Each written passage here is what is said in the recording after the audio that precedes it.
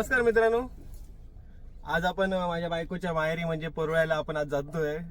आज तिकडे जत्रा आहे देवीची आणि 2 दिवसापूर्वी एक कलशारोहण झालं वेताळ मंदिराचं, तर ते सुद्धा आपण आज बघणार आहोत। चला भेटूया।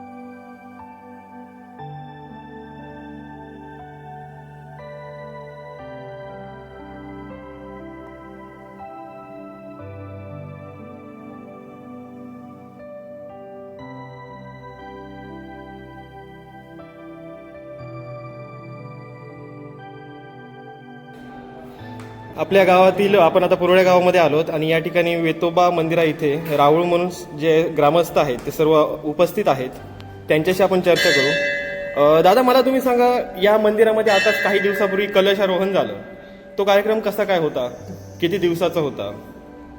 4 दिवसाचा कार्यक्रम होता तो। 28 तारीखपासून चालू झालेला, 1 मेला संपन्न झाला। ओके, आता जर एखाद्या भाविकाने आपल्या भक्तिभावाने इथे जर कोणता नवस केला असेल आणि तो नवस्फूर्तीसाठी त्याला काही जर गोष्टी करायच्या असेल तर त्या कोणत्या गोष्टी असतात? काय नाही, नवस्फूर्तीसाठी म्हणजे नवस म्हणजे बोलला जातो तो चप्पलाचा किंवा केळ्याच्या झाडाचा किंवा वड्याचा नैवेद्य असतो, धोतर जोड्याचा। बरोबर। वर्षामध्ये असे कोणते कार्यक्रम केले जातात? वर्षाचा म्हणजे दसरा उत्सव मोठा असतो। ओके। त्याच्यानंतर दहीकाला, कार्तिक वैद्य पंचमी, रामनवमी आणि एक वर्धापन, शिगमा, होळी। पहिला दसऱ्या दिवशी,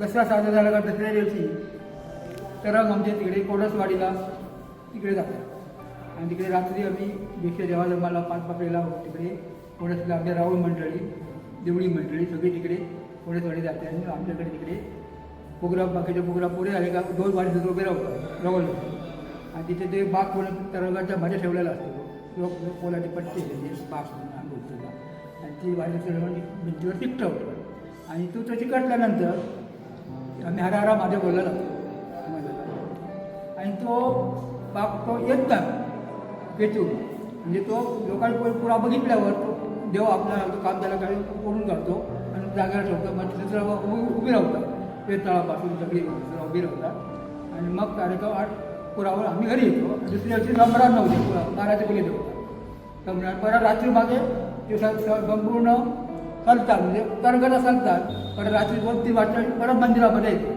प्रत्येकदा कोणाचोरीला परत बसतात, ते तळी ओढतात, आरती करतात, पूजा करतात तरंगाची, आणि नंतर आम्ही सगळी वाजत घडत परत मंदिरामध्ये ते तरंग एवढीच्या स्थायी वाटतात।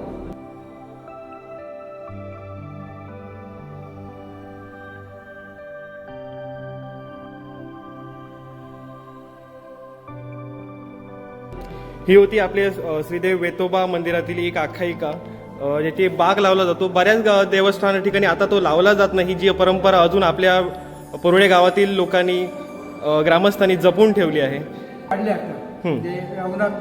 नवरात्रापासून 8व्या माळेपर्यंत अष्टमीला गाडले लोक येतात, इथे त्याला वाडे उभे राहते, तर ते गाडले म्हणून असतात,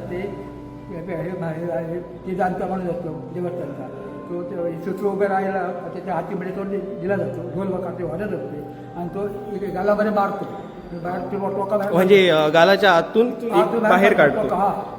म्हणजे ती सळी असते ती. दोन्ही बाजूची पेटत असतात दोन्ही बाजू.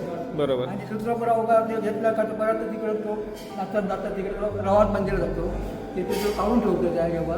आणि ते देवळी काय त्याला पाण्याचा वेळ येतो तो चावल्यात जातो तर काही दिसत. अच्छा, म्हणजे ही एक अनोखी क्रिया आहे जी आपल्या इथे केली जाते. मला वाटतं ही बाहेर, मला वाटतं साऊथ इंडियामध्ये अशी प्रकारची क्रिया केली जाते.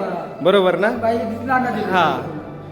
ते सुतार एवढं आतमध्ये घालून सुद्धा रक्त येत नाही तोंडातून. काही येत नाही. सुतार एक आहे सुतारावर सूत्र उभे राहतो. अच्छा, फक्त सुतारावरतीच हे वारं उभं राहतं. आणि ती पुरा ती जांडे ठोकली जाते. वर्षातून दोनदा एक पौता पौर्णिमा म्हणजे नारळी पौर्णिमा, नारळी पौर्णिमा. रात्री पौर्णिमा असते हा. बघा त्या रात्री. आणि दसऱ्याचा घटस्थापनेपासून 8व्या माळी 8व्या दिवशी ही कामगिरी केली जाते गाडण्याची. बरोबर.